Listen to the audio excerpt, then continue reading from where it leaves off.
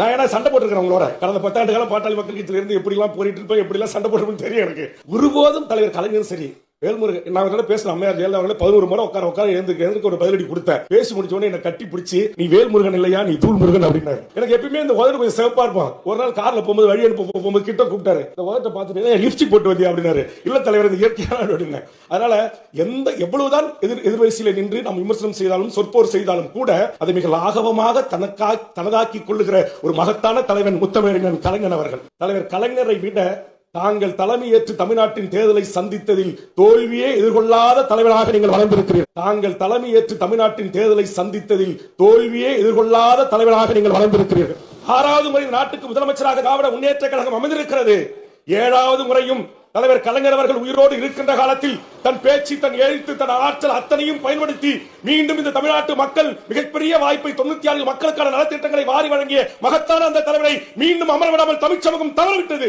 அதுபோன்று தமிழ் சமூகம் தவறவிடக் கூடாது. இந்த உழைப்புக்கும், இந்த திட்டத்துக்கும், இந்த அர்ப்பணிப்புக்கும், இந்த நாட்டுக்கு மக்கள் காட்டிய பங்களிப்புக்கும் சரியான ஒரு வாய்ப்பை தமிழ்நாட்டின் அரசியல் வரலாற்றில் உருவாக்காத புதிய வரலாற்றை தமிழீழ தலைவரால் முடியாததை கூட அரசியல் அதிகார வரலாற்றில் முத்தமிழறிஞர் கலைஞருடைய சாதனையை முறியடிக்கின்ற வகையில் திராவிட முன்னேற்ற கழகம் தொடர்ச்சியாக 2வது முறை தமிழ்நாட்டின் ஆட்சியில் உங்கள் தலைமையில் ஏறியது, அமர்ந்தது என்கிற வரலாற்றை நீங்கள் உருவாக்க வேண்டும். அதை உள்வாங்கி அதை பக்குவமாக, மிக பணிவாக ஒரு முதலமைச்சருடைய மகன், ஒரு நாட்டுடைய துணை முதலமைச்சர், ஒரு மாபெரும் இயக்கத்துடைய லட்சோப லட்ச இளைஞர்களை தன்னகத்துக் கொண்ட ஒரு இளைஞரணியினுடைய செயலாளர், நீங்கள் வகித்த பதவியை வகிக்கின்றேன் என்கிற துளியும் தலக்கணம் இல்லாத ஒரு நாட்டுடைய துணை முதலமைச்சரை பெற்றிருக்கு தந்திருக்கிறீங்க. நான் நேற்று பேசும்போது சொன்னேன், நான் உதயநிதி என்று பல இடங்களில் பேசியிருக்கிறேன்.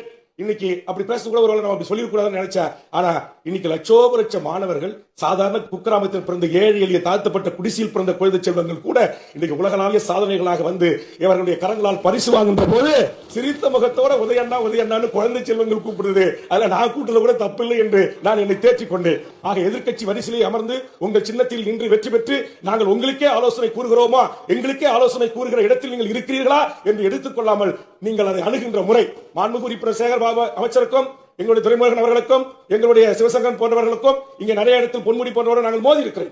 யோசனை கூறுகிற இடத்தில் நீங்கள் இருக்கிறீர்களா என்று எடுத்துக்கொள்ளாமல் நீங்கள் அதை அணுகின்ற முறை, மாண்புமிகு உறுப்பினர் சேகர் பாபு அமைச்சருக்கும், எங்களுடைய துரைமுருகன் அவர்களுக்கும், எங்களுடைய சிவசங்கரன் போன்றவர்களுக்கும், இங்க நிறைய இடத்தில் பொன்முடி போன்றவர்கள் நாங்கள் மோதி இருக்கிறேன். இருவருக்கும் நாங்கள் வார்த்தை போர் முட்டி இருக்கிறது. அது இந்த அவையோடு சரி. வெளியே போன பிறகு அவரும் எனக்கு பரஸ்பரம் வணக்கம் சொல்கிறார், நானும் அவருக்கு வணக்கம் சொல்கிறோம். இந்த பண்பாட்டை உருவாக்கியது திராவிட இயக்கம், திராவிட முன்னேற்ற கழகம். அதை கட்டி காத்து வருகிறது. ஆக அந்த வகையில் மனநிறைவாக என்னுடைய இந்த சட்டமன்ற பணிகளை நிறைவு செய்து, இதற்கு சண்டை போட்டாலும் வாய்ப்பு கொடுத்த எங்களுடைய பேரவைத் தலைவர், துணைத் தலைவர் அவர்களுக்கும், நம்முடைய அரசு கொறடா அவர்களுக்கும்,